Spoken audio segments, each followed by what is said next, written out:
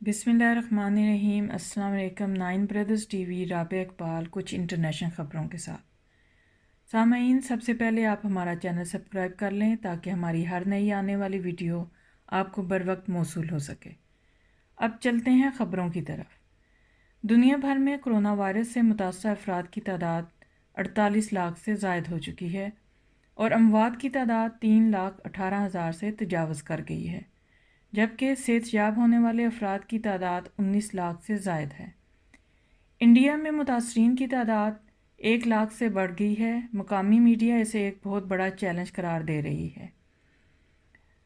سامعین، امریکہ کی بات کر لیتے ہیں۔ امریکہ کے صدر ڈونلڈ ٹرمپ نے عالمی ادارہ صحت کے سربراہ کو دھمکی دی ہے کہ اگر وہ 30 دن کے اندر ادارے میں اہم تبدیلیاں متعارف نہیں کرواتے تو امریکہ کی جانب سے مکمل طور پر ان کو فنڈنگ کا خاتمہ دیکھنے میں آ سکتا ہے۔ امریکی صدر ڈونلڈ ٹرمپ نے عالمی ادارہ صحت پر تنقید کرتے ہوئے اسے چین کی ایک کٹ پتلی قرار دیا ہے۔ انہوں نے ایک ٹویٹ بھی کیا جس میں ان کا کہنا تھا کہ بہت سے اداروں نے کرونا وائرس کے متعلق صحیح معنوں میں کام نہیں کیا۔ انہوں نے یہ بھی کہا کہ WHO کی فنڈنگ پر جو عارضی پابندی لگائی گئی ہے اسے مستقل فیصلے میں بھی تبدیل کیا جا سکتا ہے۔ بات کر لیتے ہیں سنگاپور کی۔ سنگاپور میں کرونا وائرس سے متاثرین کی تعداد 28,000 تک ہو چکی ہے۔ ملک میں 1 جون تک لاک ڈاؤن کا نفاذ کیا گیا تھا۔ سنگاپور میں اموات کی بات کی جائے تو وہ تقریباً 22 ہے۔ برطانیہ میں حکام کا کہنا ہے کہ کرونا وائرس کے اثرات اب کم ہو رہے ہیں، جبکہ یورپین یونین نے بھی معیشت کی بحالی اور قرضوں کی ادائیگی میں مشکلات کے شکار ممالک کو تعاون فراہم کرنے کا کہا ہے۔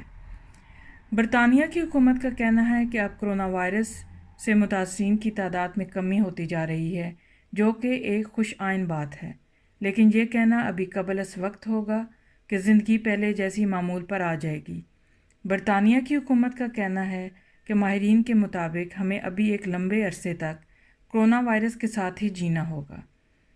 UK میں بتایا جا رہا ہے کہ ان ایمپلائمنٹ بینیفٹ جو کہ کلیم کیا جا رہا ہے وہ 70% بڑھ گیا ہے۔ مختلف ممالک میں کھیلوں کی سرگرمیاں بحال کرنے کا باضابطہ اعلان کیا گیا ہے اور ان ممالک میں سے ایک آسٹریلیا بھی شامل ہے۔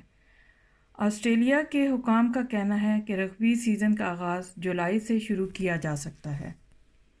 اب چلتے ہیں پاکستان کی خبروں پر۔ پاکستان میں بھی دنیا بھر کی طرح کرونا وائرس سے متاثرین کی تعداد میں اضافہ ہوتا جا رہا ہے۔ پاکستان میں متاثرہ مریض 44,000 کے قریب پہنچ چکے ہیں اور ہلاکتیں 960 ہو چکی ہیں، جبکہ صحت مند ہونے والے افراد کی تعداد تقریباً 13,000 کے قریب ہے۔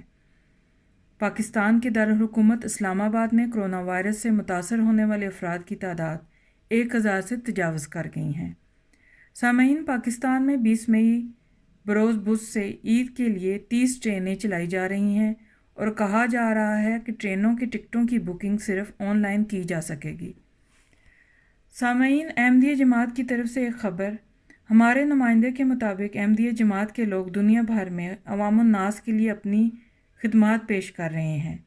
احمدیہ جماعت کی عورتیں بے گھر لوگوں کے لیے، ہسپتالوں میں، مختلف NGOs کے لیے، جو کہ ایک لمبی فہرست ہے، اپنے اپنے گھروں سے کھانا تیار کر کے وہاں مہیا کر رہی ہیں، جس کو عوامی حلقوں میں بہت سراہا جا رہا ہے۔ سامعین، اب چلتے ہیں ہم مختلف ممالک میں کرونا وائرس سے ہونے والی اموات کی تعداد کی طرف۔